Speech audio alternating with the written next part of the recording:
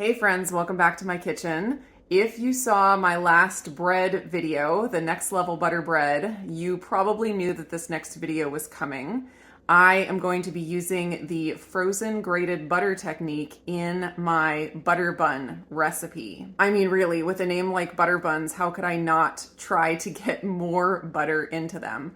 So I've been experimenting with the recipe, trying to make sure to get the texture just right. I've made a few tweaks to the Butter Buns 2.0 recipe and then added the shredded or the grated butter in there, and they turned out phenomenal. So good. I already have my oven preheated to 325, and I also already prepared my ice cream scoop that I use to get the batter into the pan easily and cleanly. You don't need to use the ice cream scoop, but it does just make it easier and cleaner, and you get some really nice looking buns. Here's my pan. I have my silicone mesh bun pan here, and underneath it I have a silicone liner, and originally I just put that down to avoid the mess, but what I have found is that having the silicone liner under there gives me a really dark, crispy bottom on the buns.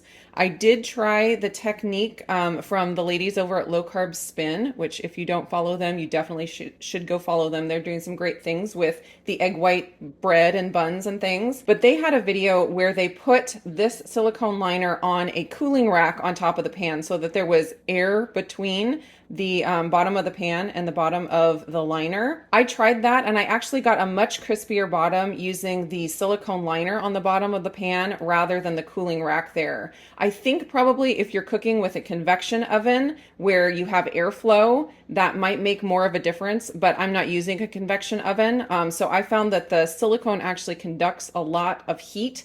And so if you have the batter directly on the silicone liner, you can get a really nice crispy bottom on the buns. This is just a comparison. This was on the wire rack above the pan, and you can see kind of the wire lines. And this was directly on the silicone liner. So you can see there's a big difference in the browning. To prepare my pan, I'm going to spray it with avocado oil. And I really don't know if this is necessary, being that there's so much butter in the recipe, but I really don't want these to stick. So it's kind of keeping me in my comfort zone, putting the oil on there. The first thing I'm going to do is add 1 cup of warm water to my bowl. It's just slightly warm. I don't measure the temperature. I just have it to be slightly warm to the touch.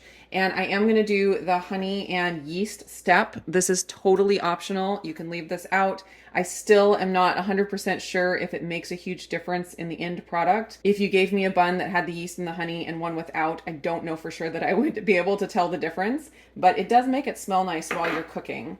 So what I do is just a teaspoon of honey into the warm water, and theoretically the yeast should eat the honey, so you shouldn't be getting the sugar. The yeast gets to eat the sugar and give you that nice, tasty, yeasty flavor without actually having the sugar grams be added to the bread. Now I'm going to sprinkle my 1 teaspoon of active dry yeast over the top. And again, this is totally optional. The yeast doesn't affect the texture of the bread. It's just purely for flavor. I'm going to let this sit for 3 to 5 minutes to allow the yeast to bloom and to eat up that honey, and then I'll add in the rest of the ingredients. While that's blooming, I will mention real quick that I did reduce the water in the recipe from 1 1/4 cups to just 1 cup. I found that the added moisture from the 1/2 cup of butter just made a little bit too much moisture in the end product, so reducing down the water a little bit worked really well. Next, I'm going to add my 1 tablespoon or 10 grams of beef gelatin to the bowl, just sprinkling it over so it doesn't clump. And you can use any unflavored gelatin that you would like. 1/2 teaspoon of cream of tartar, 1/2 teaspoon of Redmond real salt, or any salt really, but I always use Redmond real salt, 2 tablespoons or 18 grams of allulose. As always, this ingredient is optional. I use arrowroot to give a nice texture and a nice flavor to the bread, but if you want as low of a carb count as possible, you can omit it. I just use 2 tablespoons, so it only adds 1 to 2 carbs per bun. So for me, it's worth it, but everyone needs to make that choice for themselves. And of course, the egg white powder, egg white protein powder, dried egg whites, all the same thing. doing 100 grams.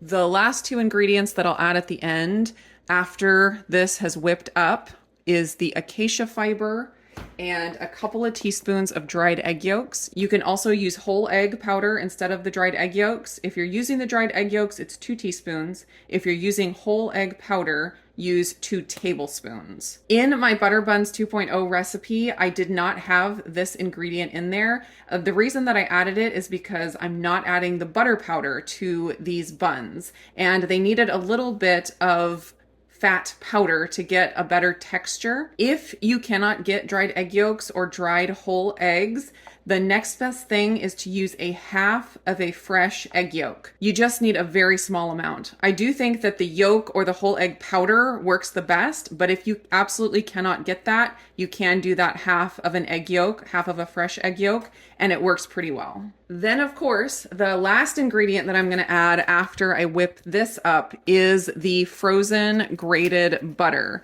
And since I knew I was going to be experimenting with this a lot, I went ahead and grated a whole pound of butter. I'm going to be using a 1/4 pound of butter, which is 1 stick or 120 grams, but I am keeping this in the freezer until the very last minute that I need to add it in there because I do not want it to melt. I used my salad shooter to grate the butter and it worked phenomenally, but I've had other people tell me that they used a hand grater with no problem. One great tip I got from one of you that commented was to freeze twice the amount of butter that you plan to use and start grating and grate about half of the stick, and then take the second half that's starting to melt and just put it in your butter dish for another time, and then grab the second stick out of the freezer that's still solidly frozen and grate half of that, and then put the other half that's starting to melt into your butter dish for another time.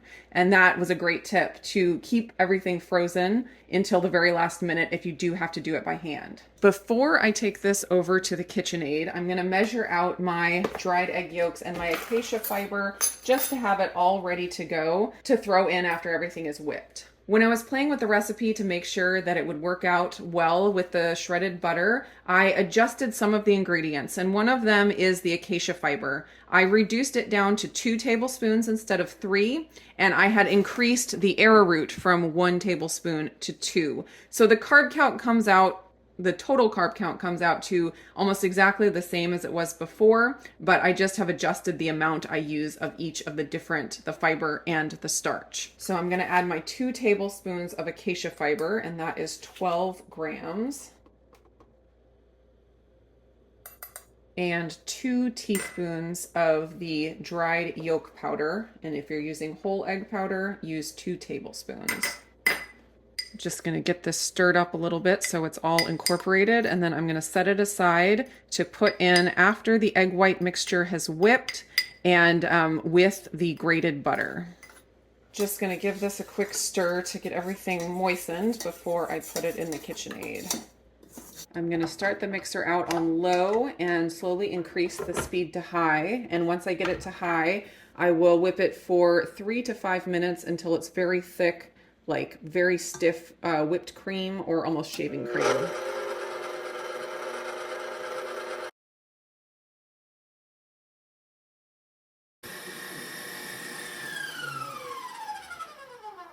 I find that when I start with the warm water and do the yeast and the honey, that I don't get as thick of a batter, but it still works out just fine. So don't worry if you get like a thick whipped cream texture rather than a super stiff shaving cream texture. I am still going to add the 1 teaspoon of butter flavor to the recipe.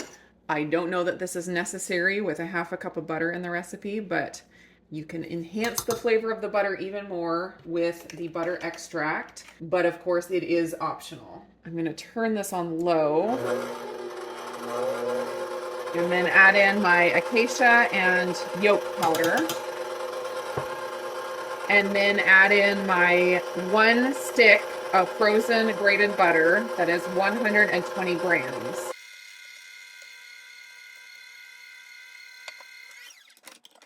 I'm going to give a quick stir to the batter to make sure everything is incorporated.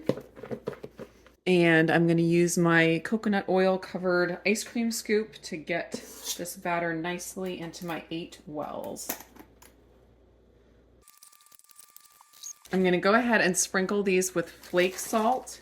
And on my original butter bun recipes, I cooked the buns halfway and then pulled them out and brushed them with butter, which of course you could still do that and get even more butter, but I didn't feel like these needed that. They are very buttery as they are. So that is why I am sprinkling with flake salt now rather than in the middle of cook time. I'm gonna throw these in the oven at 350 for 30 minutes. The other recipes took 25 minutes, but I found with the extra moisture from the butter, they needed a little bit more time. 30 minutes, 325 degrees. Butter buns are done. You can see all those little tiny pools of butter, and that's all throughout every single bun. Oh my gosh, so good. So I'm just gonna let them sit here for about 5 minutes to cool before I take them out of the pan. So you can see the nice crispy bottoms that these have. They turned out beautiful. As always, these taste the best when they're fresh right out of the oven. Like right now is the time to eat them. If you do store them, they can get some of the moisture on top and get a little sticky. But what I've found is that if I just put them in the air fryer for like 1 minute at 375, it just crisps them right back up and they almost taste as good as fresh baked. So definitely do that. You could probably do that in a toaster oven or in the oven on broil as well if you don't have an air fryer. As far as storage, I just keep them in an airtight container for like a day or two on the counter, and if they're not all eaten up at that point, then I will move them to the fridge, and they'll stay in the fridge for another like 4 or 5 days at least. Okay, let me show you the inside texture here. One thing about the butter buns is that they've always been very doughy. Like I want them to have a denser texture, almost like a biscuit. But with the butter shreds, you get also the bigger holes where the little butter shreds were, where they melted and soaked the butter through the buns. They're like melt in your mouth, doughy, just absolutely delicious. When they're fresh out of the oven, they've got this nice crisp on the outside, and then the inside is nice and gooey. I would imagine these would be great with like a biscuits and gravy type meal. They'd make really good biscuits. They're not exactly like flaky biscuits, but I think they would get the job done with some sausage gravy on top. The flavor is just delicious. Absolutely phenomenal. Thanks so much for hanging out in the kitchen with me today and making these next level butter buns. Let me know if you try them and let me know what you think. Also, if you've tried the frozen butter technique in other recipes, I'd love to hear about that. I've already heard several people say that they've used it in different recipes and had some great results.